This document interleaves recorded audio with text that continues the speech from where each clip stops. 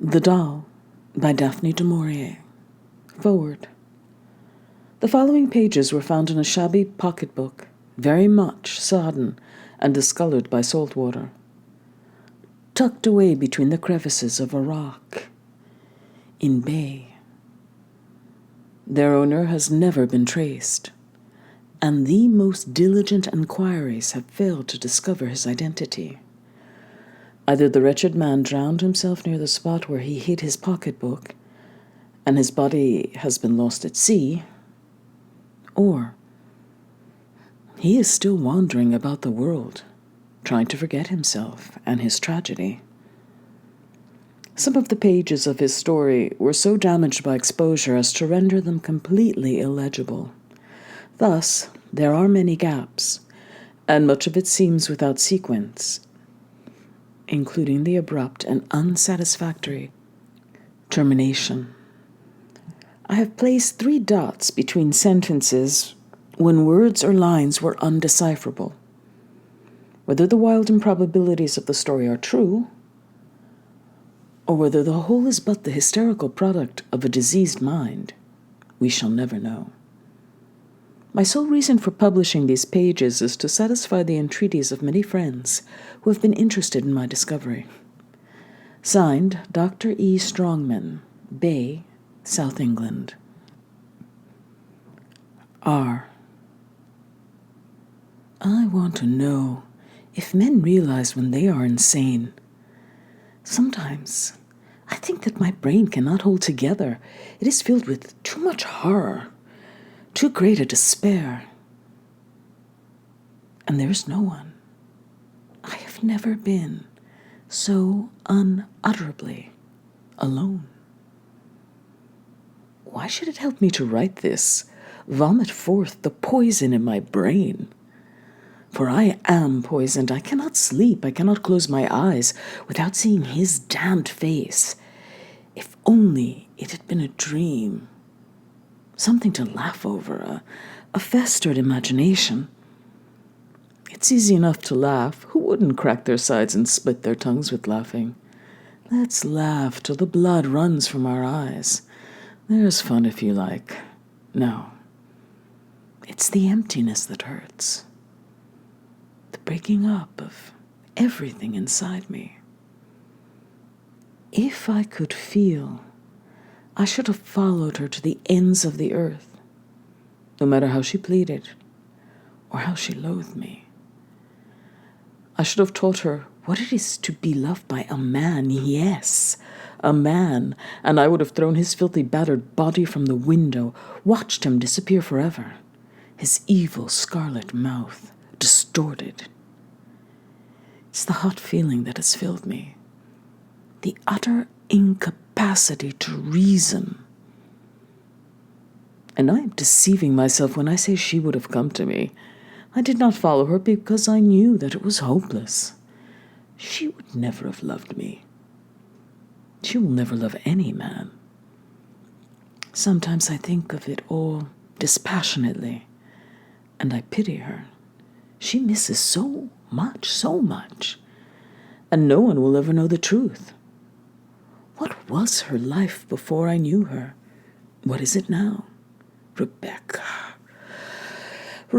when I think of you with your pale, earnest face, your great, wide, fanatical eyes like a saint, the narrow mouth that hid your teeth, sharp and white as ivory, and your halo of savage hair, electric, dark, uncontrolled.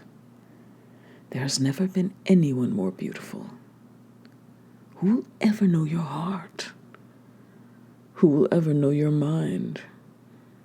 Intense, restrained, and soulless. For you must be soulless to have done what you have done. You have that fatal quality of silence, of a tight repression that suggests a hidden fire, yes, a burning fire, unquenchable. What have I not done with you in dreams, Rebecca? You would be fatal to any man, a spark that lights, and does not burn itself. A flame, fanning other flames.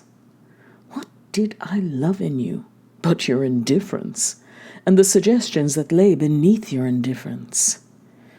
I loved you too much, wanted you too much, had for you too great a tenderness. Now all of this is like a twisted root in my heart, a deadly poison in my brain. You have made of me a madman. You fill me with a kind of horror, a devastating hate that is akin to love, a hunger that is nausea. If only I could be calm and clear for one moment only. I want to make a plan, an orderly arrangement of dates. It was at Olga's studio first, I think. I can remember how it rained outside, and the rain made dirty streaks on the window pane. The room was full. A lot of people were talking by the piano. Vorky was there. They were trying to make him sing, and Olga was screaming with laughter. I always hated the hard, thin reed of her laugh. You were sitting. Rebecca was sitting on a stool by the fire. Her legs were twisted under her, and she looked like an elf, a sort of boy. Her back was turned to me, and she wore a funny little fur cap on her head. I remember being amused at her position. I wanted to see her face. I called out to Olga to introduce me. "Rebecca," she said. "Rebecca, show yourself." Flinging off her cap as she turned. Her hair sprung from her head like a savage. Her eyes opened wide, and she smiled at me, biting her lip. I can remember sitting down on the floor beside her and talking. What does it matter what I said? Dull stuff, nonsense. Of course, she spoke breathlessly, with a sort of constrained eagerness. She did not say much. She smiled. Eyes of a visionary, of a fanatic. They saw too much, demanded too much. One lost oneself in them and became incapable of resistance. It was like drowning. From the moment I saw her then, I was doomed. I left her and came away and walked down the embankment like a drunkard. Faces spluttered up at me, and shoulders brushed me. I was aware of dim lights reflected on wet pavements and the hazy throb of traffic. Through it all were her eyes and her wild, impossible hair, her slim body like a boy, all coming clear now, and I can see each event as it happened, each moment of the game. I went to Olga's again, and she was there. She came right up to me and said, "Do you care for music?" Gravely, like a child.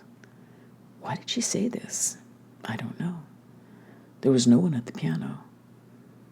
I answered vaguely and noticed the color of her skin, pale coffee, and clear as water. She was dressed in brown, some sort of velvet, I think, with a red scarf round her neck. Her throat was very long and thin, like a swan's.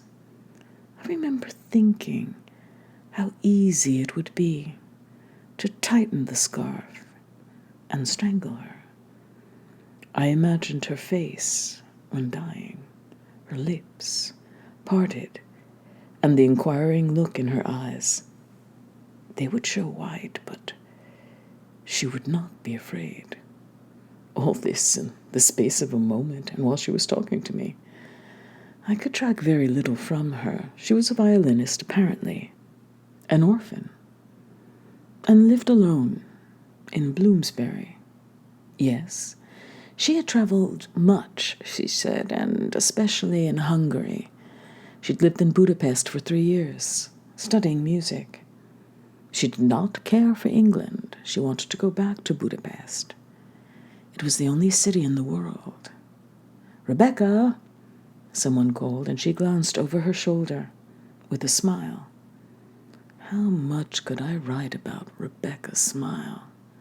It was so vivid, so intensely alive, and yet apart, unearthly. It had no relation to anything one said. Her eyes would be transfigured as if by a shaft of silver. She left early that day, and I crossed the room to ask Olga about her. I was in agony of impatience to know everything. Olga could tell me little. "She comes from Hungary," she said. "No one knows who were her parents. Jewish, I imagine. Vorky brought her here. He found her in Paris, playing the violin in one of those Russian cafes.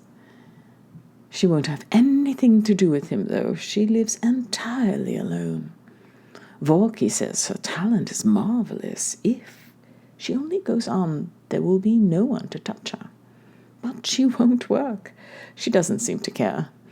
I heard her at Vorky's flat. It sent cold shivers down my spine. She stood at the end of the room looking like something off another planet, her hair sticking out a sort of fur bush round her head, and she played. The notes were weird, haunting. I've never known anything quite like it. It's impossible to describe." Once again, I left Olga's studio in a dream, and Rebecca's face dancing before my eyes. I too could see her playing the violin. She would stand straight and firm as a child, her eyes wide open, her lips parted in a smile. She was to play at Vorky's flat the following evening, and I went to hear her. Olga had not exaggerated, with all her palpable, shallow insincerity. I sat like a drugged man, incapable of movement. I don't know what she played, but it was shattering, stupendous. I was not aware of anything but that I and Rebecca were together, out of the world, away, lost in unutterable bliss. We were climbing, then flying, higher, higher. At one time the violin seemed to protest, and it was as if she were refusing me and I were pursuing her. Then came a torrent of sound, a medley of acceptance and denial, a confusion of notes in which were mingled desire and sweetness and intolerable pleasure. I could feel my heart beating like the throb of some mighty vessel, and the blood pounded in my temples. Rebecca was part of me. She was myself. It was too much. It was too glorious. We had reached the summit. We could go no farther. The sun seemed to strike into my eyes. I looked up. Rebecca was smiling at me. The violin broke on a note of exquisite beauty. It was fulfillment. I leant back, exhausted, on the sofa, my senses swimming. It was too wonderful, too wonderful. 3 minutes passed before I became fully conscious again. I felt as if I had plunged in the black abyss of eternity to sleep, and had come awake once more. No one had noticed me. Vorky was handing round drinks, and Rebecca was sitting by the piano, turning over some music. When they asked her to play again, she refused. She was tired, she said. They implored her, so she took up her violin and played once more. Something quite short, but very lovely and pure, like a child's prayer. Later in the evening, she came and sat beside me. For a few moments, I was too moved to speak. Then I cursed myself for a fool and turned to her and looked into her face. "You gave me a marvelous sensation when you played," I told her. "It was beautiful, intoxicating. I shall never forget it. You have a rare, no, a very dangerous talent." She was silent, and then spoke in her restrained, breathless little voice. "I played for you," she said. "I wanted to see what it was like, to play to a man." Her words bewildered me. They seemed utterly inexplicable. She was not lying. Her eyes looked straight into mine, and she was smiling. "What do you mean?" I asked her. "Have you never played for anyone before? Do you use your gift just to satisfy yourself? I don't understand." "Perhaps," she said slowly. "Perhaps it's like that. I can't explain." "I want to see you again," I told her. "I'd like to come and see you alone, where we can talk, really talk. I've thought about you ever since I saw you in Olga's studio. You knew that, didn't you? That's why you played to me tonight, wasn't it?" I wanted to drag the answer from her lips. I wanted to force her to say yes. She shrugged her shoulders. She refused to be definite. It was exasperating. "I don't know," she said. "I don't know." Then I asked for her address, and she gave it to me. She was busy. She would not be able to see me until the end of the week. The party broke up soon after, and she disappeared. The days that passed seemed interminable. I could not wait to see her again. I thought about her ceaselessly. On Friday, I could stand it no longer, so I went to her. She lived in an odd sort of house somewhere in Bloomsbury. She rented the top room as a flat. The outlook was dull and dreary. I wondered how she could bear to live there. She opened the door to me herself and took me into a large bare room, like a studio, with an oil stove burning. I was struck by the cheerlessness of it, but she did not seem to notice anything and made me sit down in a shabby chair. "This is where I practice," Rebecca told me, "and have my meals. It's a bright room, don't you think?" I said nothing to this, and then she went to the cupboard and brought out some drinks and a few stale biscuits. She took nothing herself. I found her strange, detached. She seemed bored at my being there. Our conversation was forced, and there were pauses. I found it impossible to say any of the things I wanted to say. She played to me for a while, but they were all classical things that I knew, and quite different from what she had played that evening at Vorkey's. Before I left, she showed me round her tiny flat. There was a little scullery place she used for a kitchen, a pokey bathroom, and her own small bedroom, which was furnished like a nun's cell, quite plain and bare. There was another room leading from the studio, but she did not show me this. It was obviously a fair-sized room, as I saw the window from the street afterwards, and watched her draw the heavy curtains across it. Note: here some pages were completely illegible. Covered with blots and discolored, the narrative appears to continue in the middle of a sentence. Dr. Strongman. Not really cold," she insisted. "I've tried to explain to you that I'm odd in some ways. I've never met anyone to care for. I've never been in love. I've always disliked people rather than been attracted by them." "That doesn't explain your music." I broke in impatiently. "You play as if you knew everything, everything." I was becoming maddened by her indifference. It was not natural, but calculated. She always gave me the impression of concealment. I felt I could never discover what was in her mind, whether she was like a child asleep, a flower before it had blossomed, or whether she was lying to me throughout, in which case every man would have been her lover, every man. I was tortured by doubt and jealousy. The thought of other men was driving me insane, and she gave me no relief.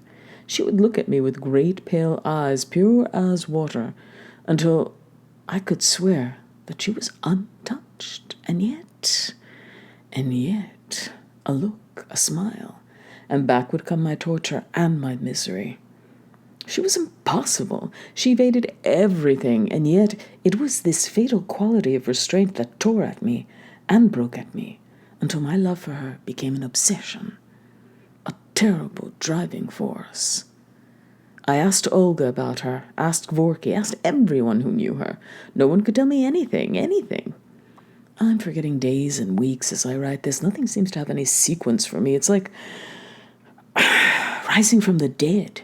It's like being reincarnated from dust and ashes to live it again, to live my whole cursed life again. For what was my life before I loved Rebecca? Where was I? Who was I? I had better write that Sunday now. Sunday. That was really the end, and I didn't know it. I thought it was the beginning. I was like someone walking in the dark. No, walking in the light, with his eyes open and not seeing, deliberately blinding himself.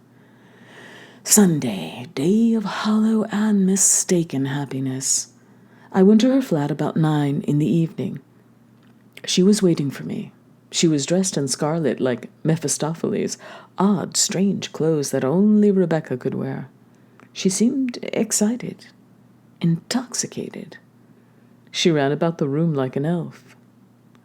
Then she sat down at my feet, with her legs tucked under her, and held out her thin brown hands to the stove. She laughed and giggled childishly. She reminded me of a mischievous child, planning some naughtiness. Then, all at once, she turned to me, her face pale, her eyes strangely alight. She said, "Is it possible to love someone so much that it gives one a pleasure, an unaccountable pleasure, to hurt them by jealousy, and to hurt oneself at the same time? Pleasure and pain, an equal mingling of pleasure and pain, just as an experiment, a rare sensation." She puzzled me, and I tried to explain to her what was meant by sadism. She seemed to understand and nodded her head thoughtfully once or twice. Then she rose, and slowly, across the room to the door I have never yet seen opened. She looked oddly pale as she stood there, her mass of queer, savage hair springing from her head, her hand on the knob of the door. "I want to introduce you to Julio," she said. I left my chair and went towards her. I had no idea of what she was talking about. She took my hand and then opened the door. I saw a low, round-shaped room, whose walls were draped with some sort of velvet hangings, as if to deaden any sound, and long, thick curtains were drawn across the window. There was a log fire, but it had burnt very low. Near the fireplace was a divan, covered with cushions thrown anyhow, and the only light came from a small shaded lamp, thus leaving the room in a half-darkness. There was one chair in the room, and this was facing the divan. Something was sitting in the chair. I felt an eerie, cold feeling in my heart, as if the room were haunted. "What is it?" I whispered. Rebecca took the lamp and held it over the chair.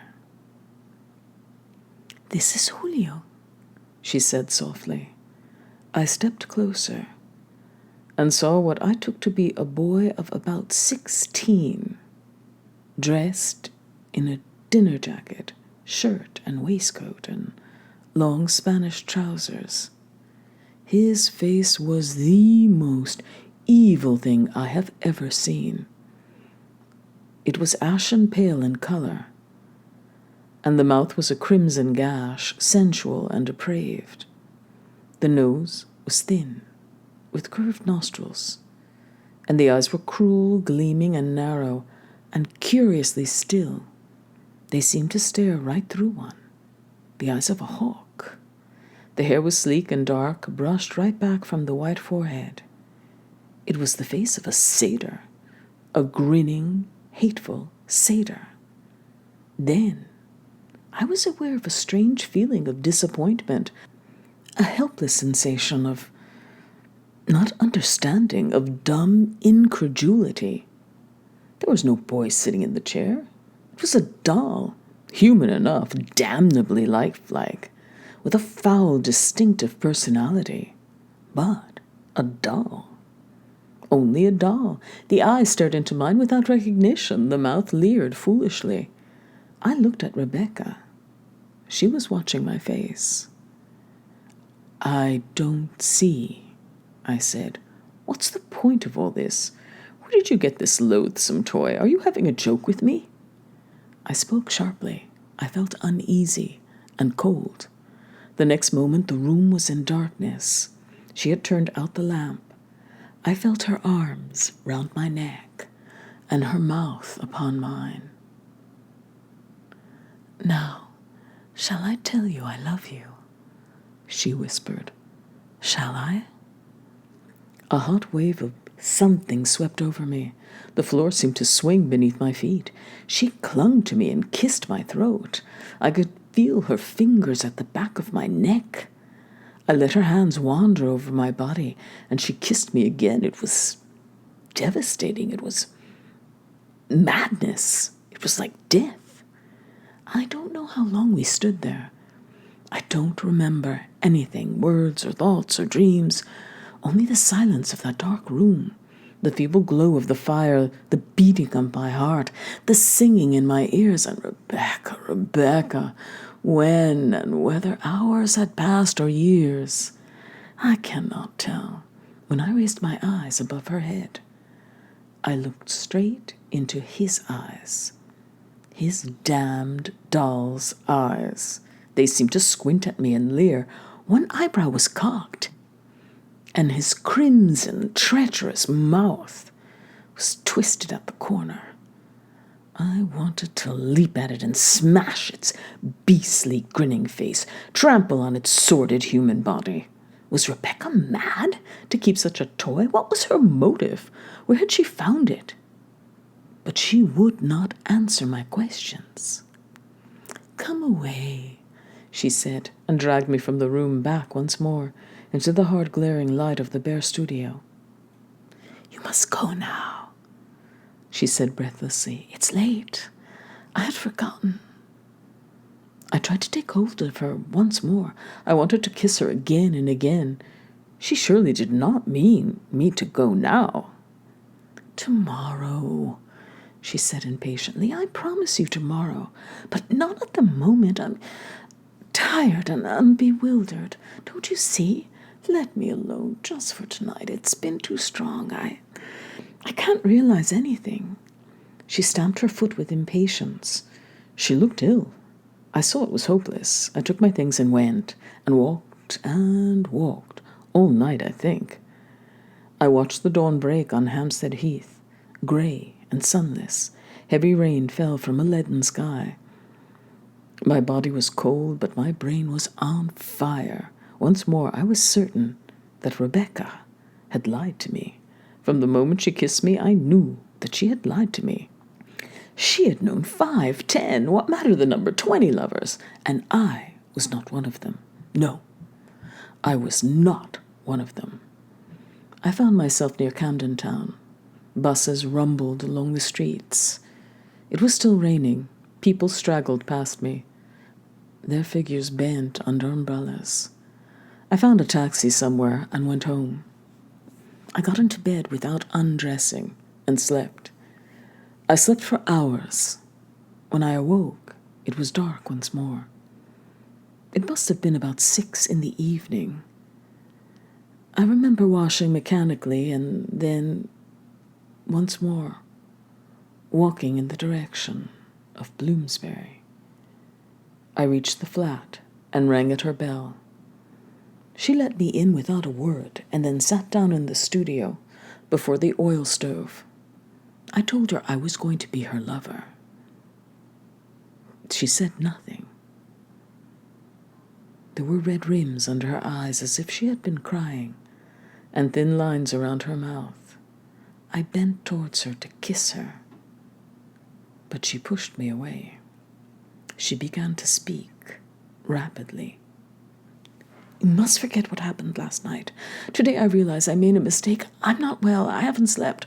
All this has worried me considerably. You must leave me alone.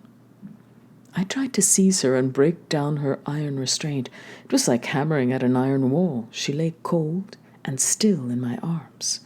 Her mouth was icy. I left her in despair.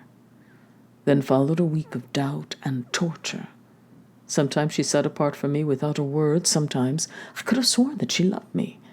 And she would not let me touch her. She was not in the mood, she said. I must wait until she wanted me again. I must wait in suspense, in agony. She never mentioned Julio.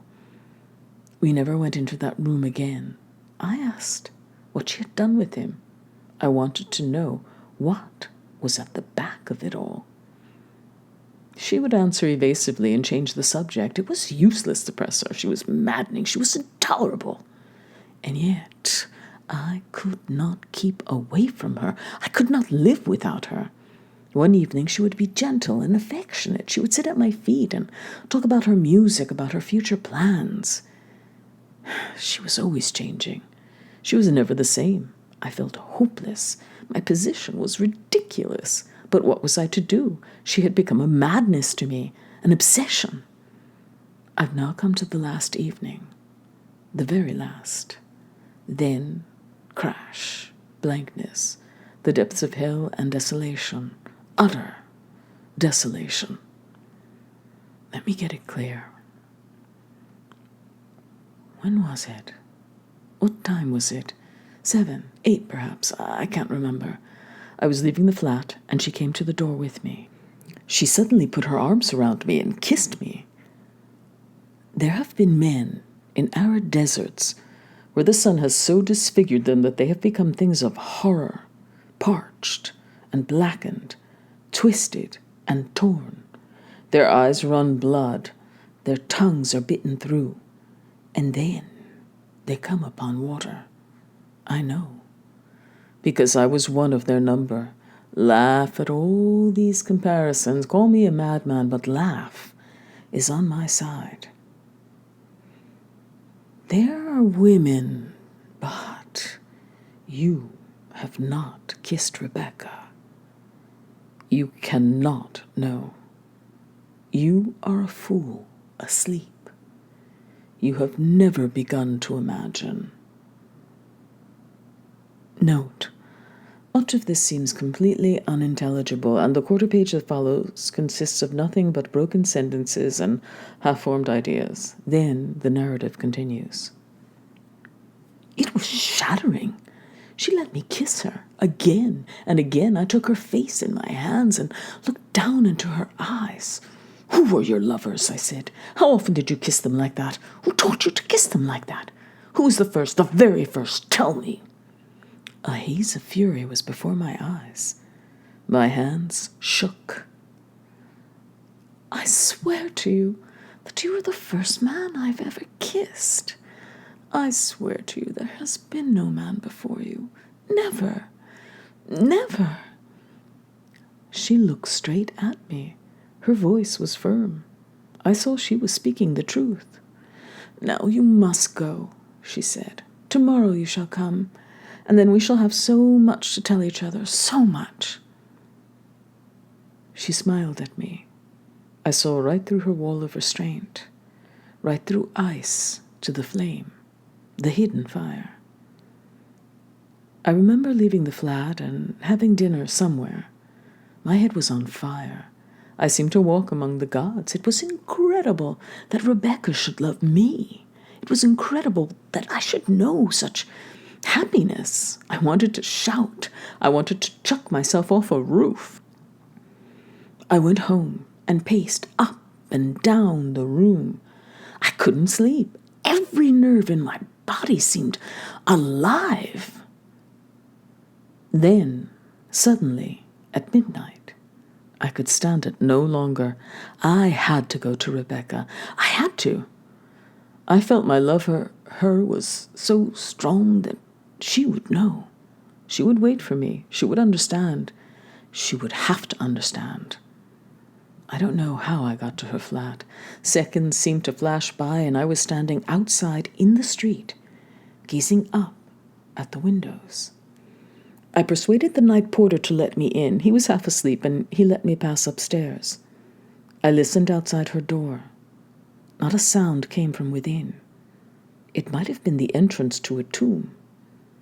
I put my hand on the doorknob and turned it slowly. To my surprise, it was not locked. Rebecca must have forgotten to turn the key after I left. I stepped inside. Everything was in darkness. "Rebecca," I called. "Rebecca?" No answer. The door of her bedroom was open. There was no one inside. Then I went into the kitchen and the bathroom. Both were empty. Then I knew. Something gripped my heart. Cold, clammy fear. I looked towards that other room. His room. Julio's room. I knew that Rebecca was in there. With the doll. With Julio. I felt my way across the room and beat against the door. It was locked. I kicked against the panel and tore at it with my nails. It gave way beneath my weight. I heard a cry of fury from Rebecca, and she turned on the lamp. Oh, Christ, I shall never forget her eyes. The terrible light, the unholy rapture in her eyes, and her ashen face. I saw everything. The room, the divan. I knew everything. I was seized with deadly sickness, a terrible despair. And all the time his vile, filthy face was looking at me. His eyes never left me, staring with a lifeless, glassy immobility. The wet crimson mouth was sneering. The sleek dark hair hung in streaks across his cheek. He was a machine, something worked by screws. He was not alive, not human, but terrible, ghastly. And Rebecca turned to me. Her voice was cold, apart, unearthly. "And you expect me to love you? Don't you see that I can't? I can't.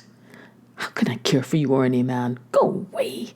Leave me. I loathe you. I loathe you all. I don't need you. I don't want you." Something cracked inside my heart. I turned away. I left them. I left them alone. I ran into the street. Tears were pouring down my face. I sobbed aloud.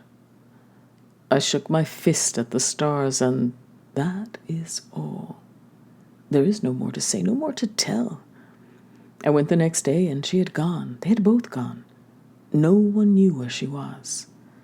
I asked everyone I saw. No one could tell me. Everything is dim. Everything is useless.